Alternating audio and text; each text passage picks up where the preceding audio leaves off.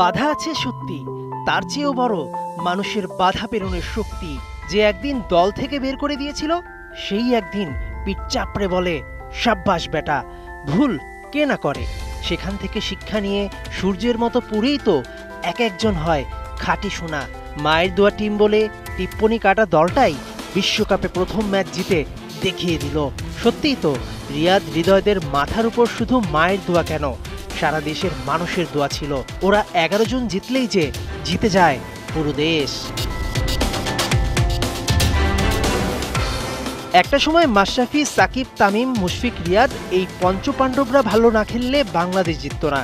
এখন ভরসা রাখতে হয় শান্ত, তাসকিন, মোস্তাফিজ, হৃদয়দের উপর। শ্রীলঙ্কার বিপক্ষে তৌহিদ হৃদয়ের 40, রিশাদের ম্যাচ সেরা হওয়াটাই তার প্রমাণ। সাম্প্রতিক সময়ে বাংলাদেশের বড় প্রতিপক্ষ হয়ে ওঠা লঙ্কানদের মুখে তালা। তরুণরাই জেতাচ্ছে দেশ, তাদের ওপর ছায়া হয়ে আছেন সাকিব, রিয়াদের মতো সিনিয়র ক্যাম্পেইনাররা। দলের মধ্যে কোনো বিভক্তি নয়, বরং টিম বন্ডিং জোরালো হলে এই বাংলাদেশ সব কিছু করতে জানে। সৌম্য, লিটনরাও জান দিয়ে খেলতে বাধ্য।